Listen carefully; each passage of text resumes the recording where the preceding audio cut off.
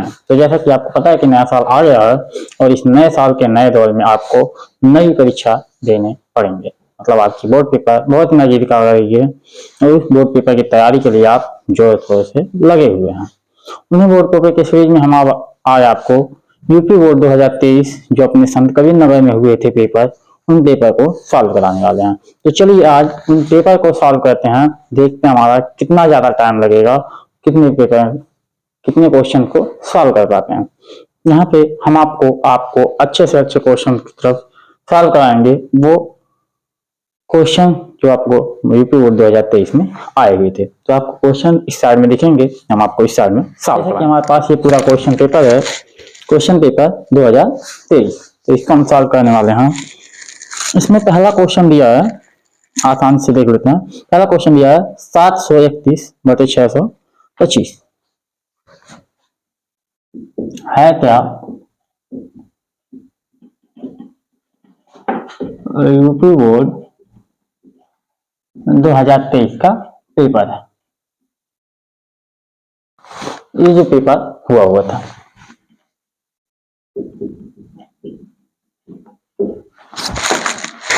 इस पेपर से पहला क्वेश्चन हमारे सामने दिया गया है। उन क्वेश्चन को वहां पे देखते रहेंगे, हम आपको यहाँ पे सॉल्व करेंगे। तो हमारा पहला क्वेश्चन है 731 बटे 625। तो 731 में भाग करेंगे 625 से, आसानी से भाग देंगे, कोई जल्दबाजी नहीं करेंगे। तो 625 का नाम 625, यहाँ पे देखेंगे तो 11 में से 5 जाएगा 6, यहाँ पे 2 में से 2 जाएगा 0, 7 में से 6 जाएगा 1, यहाँ पे दशमलव लगाएंगे 0 बढ़ाएंगे क्योंकि भाग नहीं जाएगा।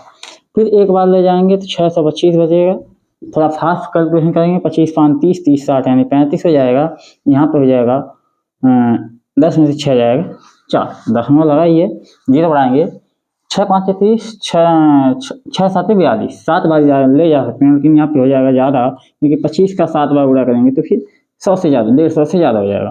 तो 6 ही बार ले जाते हैं। तो 6 5 30 के 0 हासिल लगे 3, 6 दिन बाद 3 15 5 हासिल लगे 1, 6 6 36 1 37। आप यहाँ पे घटाएंगे तो डबल 0 हो जाएगा, 13 में से 7 जाएगा 6, ये पूरा खत्म, दशमलव लगा तो यहाँ पे हो जाएगा 600, दशमलव लगा तो यहाँ पे 0 बढ़ाएंगे हो जाएगा 60। तो 6 9 54, जहाँ की 9 तक 9 बार जा सकता है। 9 5 45 के 5 हासिल आएगा 4, 9 दिन 18, 4 22 के 2 हासिल आएगा 2, 9 6 54 2 56, यहाँ पे बच जाएगा 75, ये हो जाएगा पूरा, इसके साथ जाएगा तो 100 हो जाएगा। यहाँ पे 9 में से 6 जाएगा 3, ये इसी के साथ से घटा तो यहाँ पे नंबर खत्म हो जाएगा। ये हो जाएगा 375, फिर नहीं जाएगा तो 0 बढ़ाएंगे, हो जाएगा 37 50। ऐसा कहीं पे आया है तो ये आया है 37 50, यानी हम 6 बार पढ़ते हैं तो हमारा 6 बार ले जानेंगे तो 37 50 आ जाएगा और ये पूरा खत्म हो जाएगा। यानी हम दशमलव के 4 स्थान तक ले जा सकते हैं, यानी इसका विकल्प हो जाएगा तो लास्ट का जो आपको 4 स्थान तक ले जा सकता है। तो इसी तरह से हम दूसरा क्वेश्चन लगाते हैं।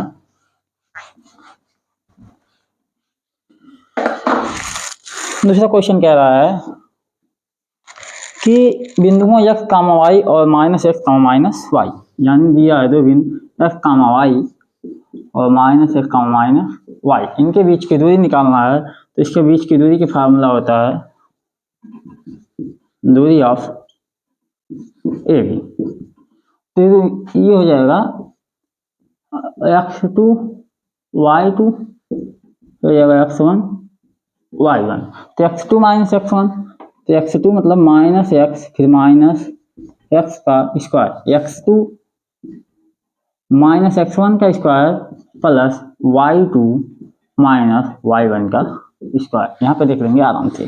तो ये हो जाएगा रूट ऑफ माइनस माइनस यानी 2 माइनस का 2x का स्क्वायर प्लस माइनस का 2y का स्क्वायर, माइनस का स्क्वायर होता है तो प्लस हो जाएगा, यानी root of 4x square plus 4y square. यहाँ पे देखेंगे तो दोनों में से रूट के अंदर ही 4 कॉमन ले लेंगे तो बचेगा x square plus y square, और यही 4 बाहर निकालेंगे तो 2 root of x square plus y square. ये हमारा हो जाएगा आंसर। तो क्वेश्चन में देखेंगे कहाँ मिलेगा, तो हमारा क्वेश्चन नंबर इसका आंसर ये हो जाएगा सी, यानी इसका आंसर हो जाएगा सी, रूट ऑफ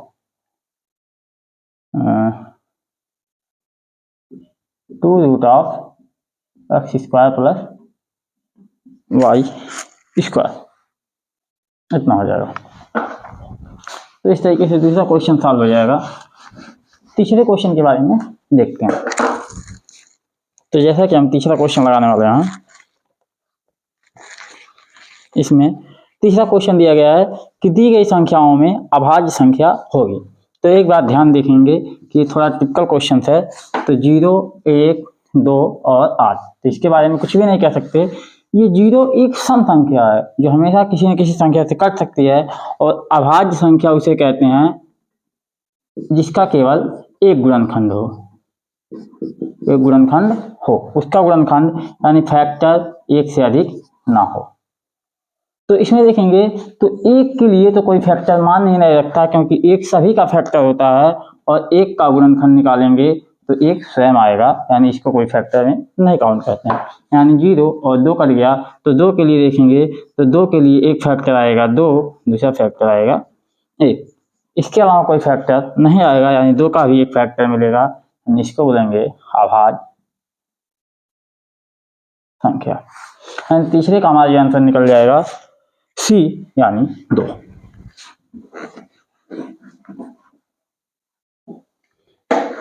तीसरे का ऑप्शन हो जाएगा सी, यानी 2। आगे देखेंगे तो किसी धनात्मक पूर्णांक q के लिए प्रत्येक धनात्मक पूर्णांक सम के रूप का होगा। यहाँ कुछ मिस्टेक हो गया, लेकिन फिर भी आंसर सही लगा देना हमको। क्या रहा है कि किसी धनात्मक पूर्णांक q के लिए प्रत्येक धनात्मक पूर्णांक सम के रूप का होगा। तो यहाँ पे हो जाएगा सी आंसर 2q, यानी q या तो धन हो कुछ भी हो, इसको हम 2 से गुणा करेंगे तो हमेशा वो हमको सम धनात्मक पूर्णांक मिलेगा, न कि ऋणात्मक मिलेगा। अगला क्वेश्चन, पांचवा क्वेश्चन देता है। तो इन 4 क्वेश्चन को हम हटाते हैं, फिर पांचवा क्वेश्चन लगाते हैं।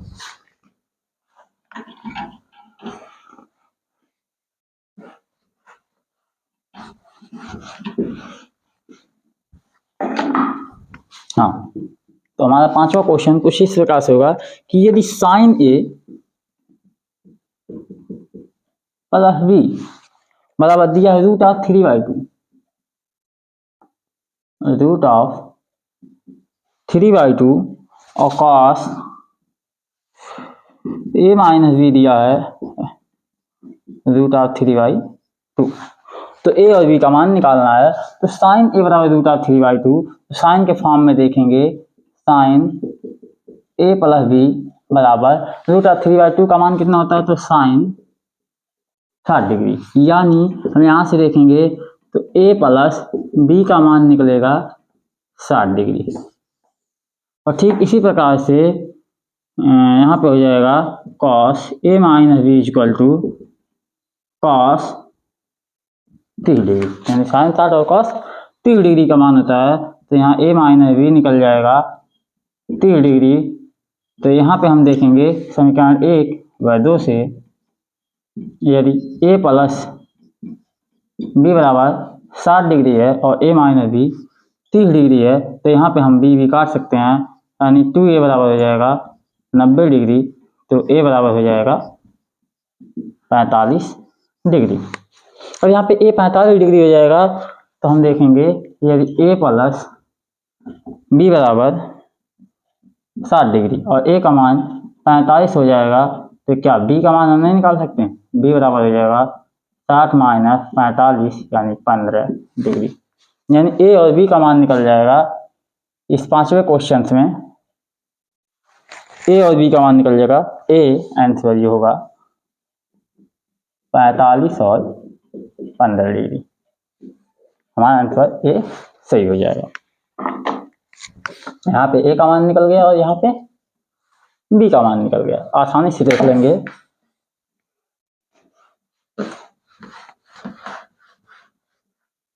ये क्वेश्चन आपको बेहद रिपीट करते हैं, हमेशा पेपर में रिपीट करते हैं, और ऐसे क्वेश्चन को आपको एक बार सॉल्व कर लेना चाहिए। दिया है 1 - 10 स्क्वायर थीटा बटे 1 प्लस टेन स्क्वायर थीटा, यानी 30 डिग्री। तो हमको इसको सॉल्व करने के दो तरीके हैं, या तो इसका मान रखो या तो डायरेक्ट फार्मूला पर रख दो। तो हम मान रख के आसानी से लगाएंगे, कोई जल्दबाजी नहीं है। 1 माइनस टेन 30 का मान 1/√3 इसका स्क्वायर बटे 1 प्लस 1/√3 का स्क्वायर। इसको आगे देखेंगे तो 1 माइनस 1 का स्क्वायर 1 होगा और 3√3 का स्क्वायर 3 हो जाएगा बटे 1 प्लस 1/3 हो जाएगा। यही काम करेंगे। 3 का नाम 3 माइनस 1 यानी 2/3 बड़ा वाला, ये 3 का नाम 3 1 4/3, इसको काट देंगे। हमारा आंसर आ जाएगा 2/4 यानी 1/2। यहाँ पे आ जाएगा हमारा आंसर 1/2। तो किस मान के लिए 1/2 आता है? तो हमारे छठवें का आंसर दिया है बी 1/2। आसानी से लगा सकते हैं। इस तरह से हमारा क्वेश्चन सॉल्व होता है। यहाँ पे मान रख के आसानी से निकाल लेंगे।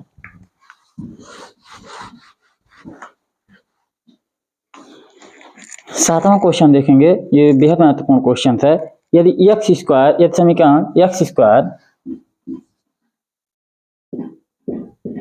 माइनस 4x प्लस के इक्वल टू 0 का एक मूल यानी अल्फा बराबर 6 है, तो के का मान क्या होगा? कुछ नहीं करेंगे, अल्फा का मान इसमें रखेंगे और के का मान हमारा आसानी से निकल जाएगा। यानी अल्फा बराबर, यदि एक्स के ही दो मान होते हैं अल्फा और बीटा, तो हमको अल्फा मिला तो अल्फा एक्स का मान रखेंगे और के का मान निकल जाएगा, क्योंकि दो ही चर हैं। तो एक्स का मान यानी एक्स बराबर 6, तो 6 का स्क्वायर माइनस 4 गुणे 6 प्लस के इक्वल टू 0। तो 6 6 36 माइनस 6 चौक 24 प्लस के इक्वल टू 0। तो 36 में से 24 घटेगा, 6 6 12 प्लस के इक्वल टू 0। तो के बराबर हो जाएगा माइनस का 12। जहाँ पे माइनस का 12 होगा वो हमारा आंसर हो जाएगा। तो सातवें का आंसर हो जाएगा ए। इस सातवें का आंसर हो जाएगा ए के बराबर माइनस 12। यहाँ तक हो जाएगा। अगला आठवां क्वेश्चन हमको लगाना है। आठवां क्वेश्चन देखेंगे तो कह रहा है दो संख्याओं का योगफल 24 है, उनमें से एक संख्या दूसरी संख्या का 2 गुना है, तो क्रम संख्या क्रम से ज्ञात कीजिए। दो संख्याओं का योगफल 24 है, तो इसमें क्या करना चाहिए? यानी मान लीजिए एक संख्या x है तो दूसरी संख्या y, दोनों का योगफल 24 है। फिर आगे कह रहा है एक संख्या दूसरी संख्या का 2 गुना है, यानी x जो है वो 2i है, तो संख्याएं क्रम से होंगी। तो x का मान इसमें रखेंगे, यानी 2i plus y equal to 24, यानी 3y बराबर 24। तो y बराबर 24/3, यानी निकल जाएगा हमारा 8। और यही 8 इसके में रखेंगे, x बराबर 2 गुणे 8 बराबर 16, यानी x का मान पहले वो x लिखते हैं y, और फिर 16 का मान 8। ये हमारा इसका आंसर हो जाएगा 16 का मान 8। तो कहाँ पे है? पहला ए आंसर हो जाएगा 16 का मान 8। इस तरह से हमारा आठवां क्वेश्चन खत्म होता है। देखेंगे टाइम थोड़ा कम है, इसीलिए हम जल्दी जल्दी थोड़ा लगा रहे हैं। नौवां क्वेश्चन देखेंगे, जो बेहद दो समरूप त्रिभुजों के क्षेत्रफलों का अनुपात 81:121 है। ये तो बेहद आसान सा सवाल है। क्षेत्रफलों का अनुपात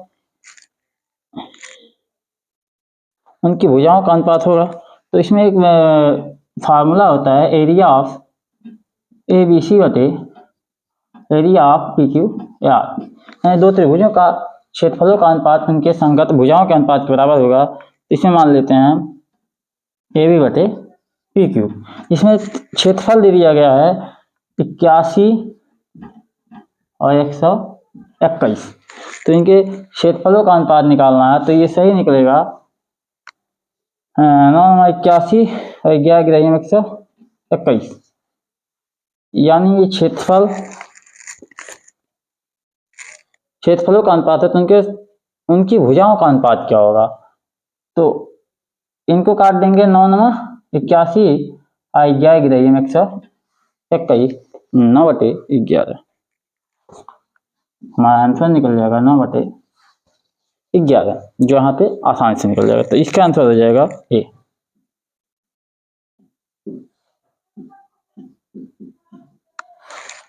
9:11। यहाँ तक 9 क्वेश्चन लगता है। 10वां क्वेश्चन के लिए आगे देखेंगे।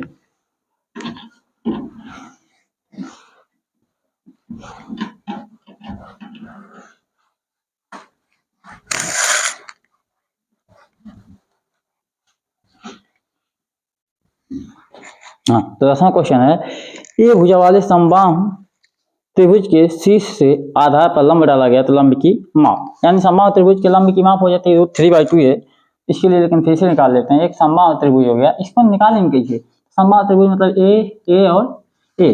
कह रहा है कि उसके एक शीर्ष से आधार पर लंब डाला गया। मान लो यहाँ से इस पर लंब डाला गया तो लंब इसको हम समद्विभाजक कहते हैं, तो ये हो जाएगा a/2, ये हो जाएगा a/2। तो हमको क्या करना पड़ेगा, इस लंब का मान निकालना पड़ेगा। मान लीजिए ए बी और सी निकालना है और ये डी, तो एडी का स्क्वायर हो जाएगा कौन सा? 10वां क्वेश्चन। एडी का स्क्वायर बराबर A B square minus B D square. यहां से देखेंगे ये कर्ण हो जाएगा, ये लंब और ये आधार। तो एडी का मान हमको निकालना है, ए बी का मान ए यानी ए का स्क्वायर और बी डी का मान हो जाएगा a/2 का स्क्वायर, यानी A square minus A square by 4। फिर इसको सॉल्व करेंगे तो यहाँ पे निकल जाएगा इसका इसमें हो जाएगा तो 4a square minus A square by 4 यानी 3a स्क्वायर बाई 4। ये हो जाएगा हमारा एडी स्क्वायर। इसमें कुछ नहीं किया गया, पाइथागोरस थ्योरम लगाया गया है इस वाले त्रिभुज में।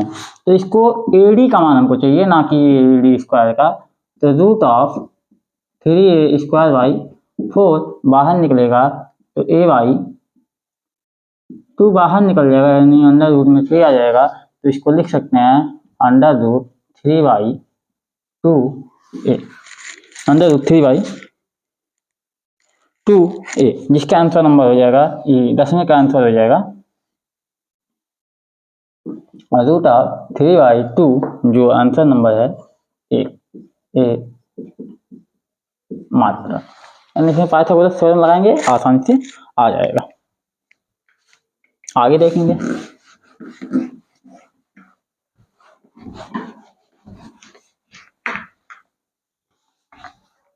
आगे कह रहा है 1/2 सेंटीमीटर वाले किसी ठोस आयतगोले का संपूर्ण पृष्ठीय क्षेत्रफल क्या होगा।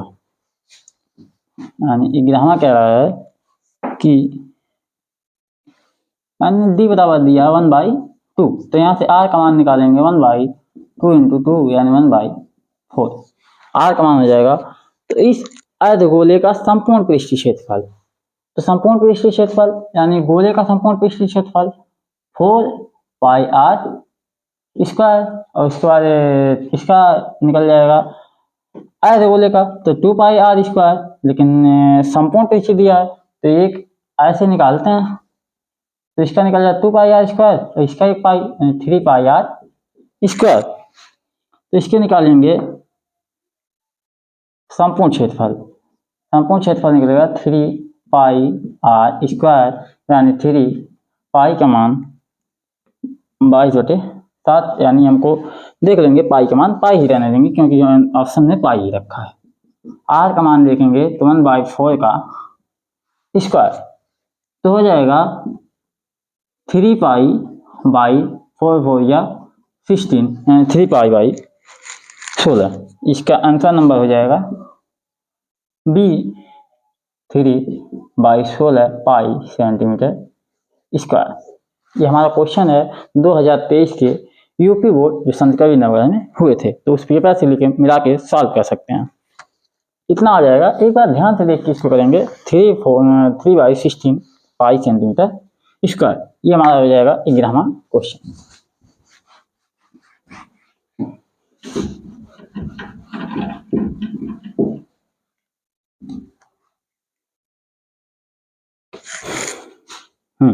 तो अब आगे देखेंगे 12वां क्वेश्चन कौन सा होगा। तो कह रहा है 6 सेंटीमीटर त्रिज्या वाले वृत्त का एक चाप केंद्र पर 60 डिग्री का कोण अंतरित करता है। मतलब ये 12वां क्वेश्चन हो गया, जो बेहद आसान आसान थे क्वेश्चन, लेकिन बच्चे क्या करते हैं पेपर में अचानक हड़बड़ा जाते हैं और हड़बड़ाने के चक्कर में पूरा क्वेश्चन खराब कर देते हैं। कह रहा है कि एक वृत्त का एक चाप केंद्र पर, यानी मान लीजिए पूरा वृत्त हो गया, लेकिन इसका एक चाप इतना ही बड़ा लेना है। मान लीजिए ये चाप केंद्र पर 60 डिग्री का कोण बनाता है। तो त्रिज्यखंड का क्षेत्रफल, तो त्रिज्यखंड का क्षेत्रफल बराबर होता है एरिया ऑफ त्रिज्यखंड बराबर थीटा, थीटा का मान दिया 60/360 पाई आर स्क्वायर। तो 6 छक 36 6 आ जाएगा, तो 6 पाई आर स्क्वायर। यहाँ पे आर का मान दे दिया है 6, तो 6 पाई गुणे 6 का स्क्वायर, यानी 6 छक 36 छक्का 216 पाई। और 216 पाई कहाँ पे लिया,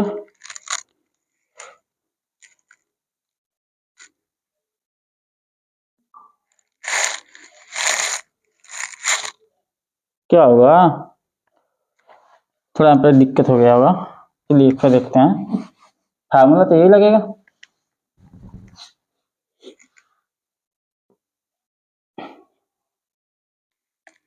त्रिज्यखंड का क्षेत्रफल यानी थीटा तो 360 पाई आर स्क्वायर।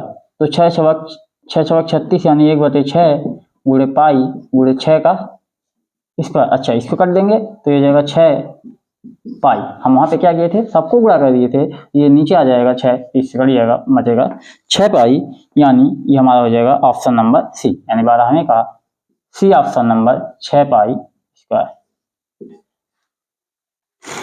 आगे देखेंगे क्वेश्चन नंबर 13।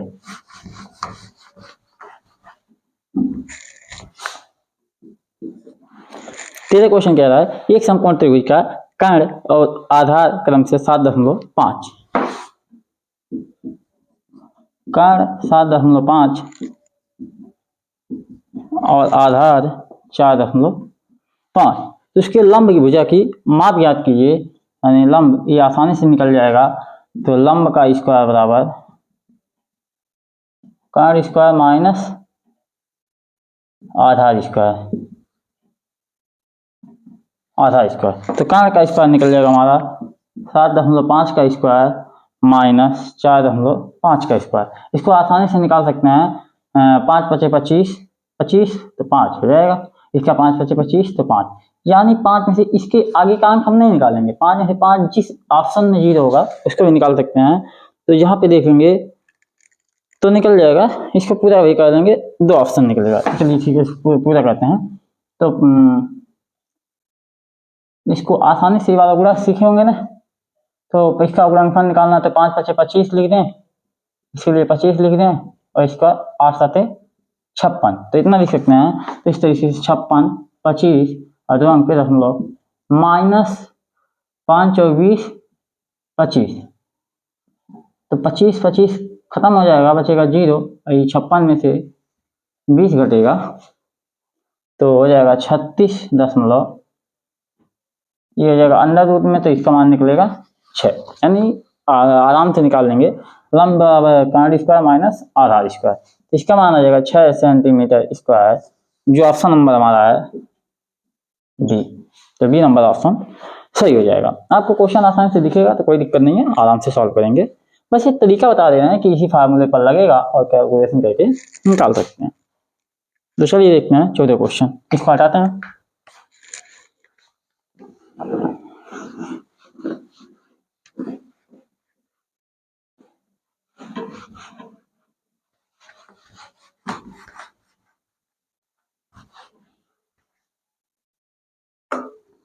क्वेश्चन नंबर देखेंगे 14। 14 नंबर क्वेश्चन में क्या लगा रहा है, समबाहु त्रिभुज एबीसी में भुजा AB की माध्यिका CD है। मैं भाई समबाहु त्रिभुज ही दे रहा, AB और C। इसमें क्या कह रहा है कि भुजा AB की माध्यिका CD है, तो ये भुजा AB है, इसकी माध्यिका CD है, वैसे इसे कह दो AB, इसकी माध्यिका जो है भुजा AB की माध्यिका CD है, तो ये हो जाएगा C, और C से D पर डाल देंगे लंब। तो ए बी की माध्यिका सी डी हो जाएगी, तो सी डी का स्क्वायर निकालना है। तो मान लीजिए पूरा तीनों ए हो जाएगा, तो ए बाई 2 निकल जाएगा, ये भी हो जाएगा रूट ऑफ 3/4 ए। नहीं निकलेगा तो ऐसे देख लेंगे। तो ए बी की माध्यिका सी डी है, कोई दिक्कत नहीं, इसको निकालते हैं। तो सी डी का स्क्वायर बराबर A C square minus A D square. तो ए सी को लिख सकते हैं हम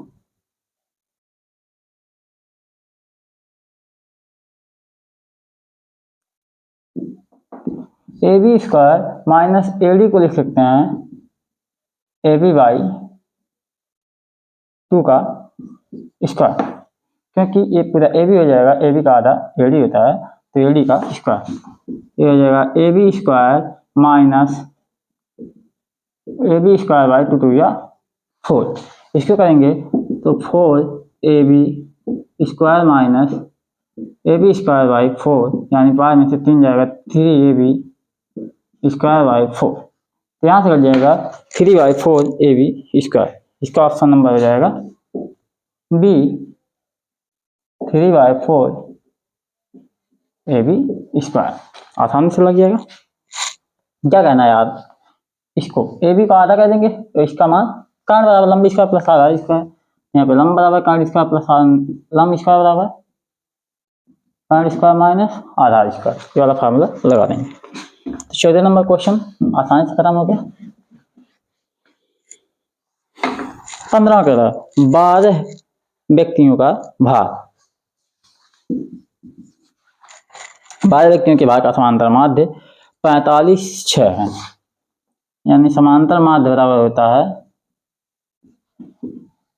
सिग्मा एफ एक्स बटे सिग्मा एफ, यानी पदों का योग बटे पदों की संख्या। तो समांतर माध्य पहले ही दे दिया है 45.6 बराबर 12 लोग हैं और इनके पदों का योग हमको यह ज्ञात करना है। तो 12 से इसमें गुणा करेंगे, 12 × 60 12 6 72 के 2 यहाँ से लगा 7 12 × 60 7 67 के 7 यहाँ से लगा 6 12 4 48 2 50 4 54 एक अंक पे दशमलव। तो 547.2 किलोग्राम जहाँ आ जाएगा वही आंसर हो जाएगा, यानी हमारा हो गया ऑप्शन नंबर सी 547.2 किलोग्राम आ जाएगा ऑप्शन नंबर सी। बस समांतर माध्य पदों का योग बटे पदों की संख्या, तो योग निकालेंगे, इससे गुणा करेंगे।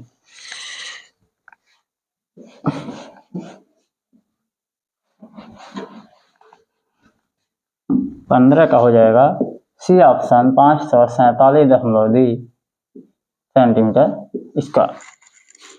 अगला देखेंगे तो 16वां क्वेश्चन कह रहा है 3 4 6 और x का समांतर माध्य 5 है। 3 4 6 और x का समांतर माध्य 5 है। तो समांतर माध्य बराबर होगा पदों का योग बटे पदों की संख्या, यानी 4 पद है तो 4 हो जाएगा।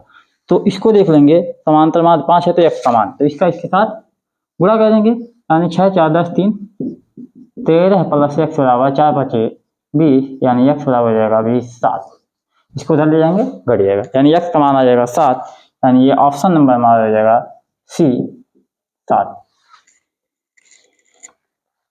अगला क्वेश्चन 17 नंबर क्वेश्चन तो देखेंगे। तो दिया द्विघात समीकरण x - 1/x बराबर 1, तो इसके विविक्तर यानी d का मान निकालना है। तो x square minus 1 equal to x, यानी यहाँ पे x आएगा, उधर गुणा करेंगे तो x स्क्वायर माइनस, इसको हो जाएगा x स्क्वायर, इसको कुछ नहीं इसमें गुणा करके नॉर्मली रखें यार, नहीं समझ में आ रहा, x का x में गुणा होगा तो x स्क्वायर माइनस का 1 बटे है x बराबर 1, इसको इसमें डायरेक्ट गुणा कर देंगे, यहाँ पे हो जाएगा x, तो ये जाएगा x square minus x minus 1 equal to 0। अब इसमें क्या कहना है, विविक्तर निकालना है, तो d बराबर बी स्क्वायर माइनस 4ac के फार्मूले पर रखेंगे, तो a b और c, तो यहाँ पे b का मान निकल जाएगा -1 का स्क्वायर माइनस 4 गुणे a का मान निकलेगा 1 और सी का मान निकलेगा -1। यहाँ पे 1 का स्क्वायर 1 हो जाएगा, माइनस माइनस प्लस 4 करना 4, तो डी का मान आ जाएगा 5, जो ऑप्शन नंबर हो जाएगा डी, ऑप्शन नंबर डी 5। अब 3 क्वेश्चन बचे हैं 18, 19, 20, जिनको 1 मिनट में अंदर में निकालते हैं। सभी क्वेश्चन को ध्यान से देखते जाइए, क्योंकि हर एक क्वेश्चन बहुत बहुत इंपॉर्टेंट है। और इसी बोर्ड पेपर में 23 की जगह पे 24 होने वाला है, और आपको इसी 2024 में करके दिखाना है। तो 18वां क्वेश्चन कह रहा है किसी आयताकार खेत का क्षेत्रफल 30 मीटर स्क्वायर है, 30 मीटर स्क्वायर है, यदि उसकी लंबाई चौड़ाई से 1 मीटर अधिक है, यानी मान लो लंबाई चौड़ाई x हो गया, तो लंबाई x प्लस 1, यानी लंबाई चौड़ाई से 1 मीटर अधिक है, तो इनका देगा समीकरण, तो यानी हो जाएगा x प्लस 1 लंबाई गुणे चौड़ाई बराबर क्षेत्रफल, तो X square plus X equal to 13, यानी X square minus X plus X minus 13 equal to 0। ये हो जाएगा क्वेश्चन नंबर 18। ये वाला question X square minus plus X minus 13, ये हो जाएगा ऑप्शन नंबर सी, तो इसके लिए ऑप्शन नंबर सी हो जाएगा करेक्ट आंसर।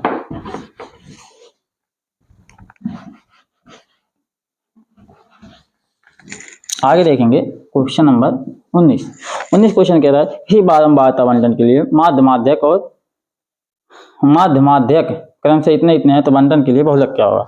तो एक फार्मूला होता है 3 माध्यक बराबर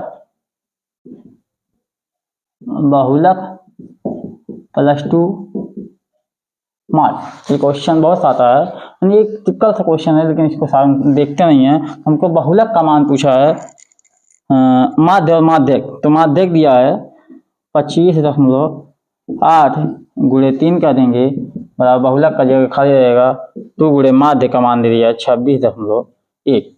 यहाँ पे 3 आठे 24 के 4 हाथी लगा 2, 3 5 15 2 17 7 हाथी लगा 3 6 1 7, तो ये आ जाएगा पूरा माइनस में, तो माइनस 2 का नम 2 2 6 12 2 2 4 1 5, इतना बराबर हो जाएगा बहुलक। तो इस साइड में इसको हटा देंगे, तो 4 में से 2 जाएगा 2, 7 में से 2 जाएगा 5, 7 में से 2 जाएगा 5 जाएगा 2, तो 25.2 यहाँ पे होगा, वही हमारा आंसर हो जाएगा। तो 25.2 यानी ऑप्शन नंबर सी हो जाएगा 25.2, ये हो जाएगा ऑप्शन नंबर सी 25.2। 19वां क्वेश्चन हो गया। इसी प्रकार से 20वां क्वेश्चन लगाएंगे, यानी कुछ नहीं कहना, इसी फार्मूले पर रखेंगे 3 माध्यक बराबर बहुलक प्लस 2 माध्य। 20वां क्वेश्चन आपने रुचि का आधार पर देना है केंद्रीय प्रवृत्ति की माप, यानी सेंटर कब केंद्रीय चीजें निकालते हैं। तो केंद्रीय प्रवृत्ति की माप हमेशा वर्गा अंतराल में निकालते हैं। वर्गा अंतराल में आप पढ़े होंगे कि 0 से लेकर 10 तक, 10 से लेकर 20 तक। इसमें क्या कहते हैं कि जब हमको f का मान निकालना होता है, तो पहली सीमा, निम्न सीमा और उच्च सीमा के मध्यांतर को निकालते हैं। तो 0 + 10/2 बराबर 5, ये हो जाएगा मध्यांतर या केंद्रीय माप, तो हो जाएगा वर्गा अंतराल। तो इसका हो जाएगा ऑप्शन नंबर सी वर्ग अंतराल। इस तरीके से आपको बोर्ड पेपर में पूछे जाने वाले बेहद महत्वपूर्ण से ऑप्शन आपको आंसर शीट के आधार पे मिल जाएंगे। तो चलिए अगले वीडियो में हम देखेंगे आपको 2 नंबर वाले सभी क्वेश्चन किस प्रकार से हल कराएंगे और किस तरीके से आसानी से आपको उसको देख पाएंगे। चलिए मिलते हैं अगले वीडियो में। जय हिंद, जय भारत।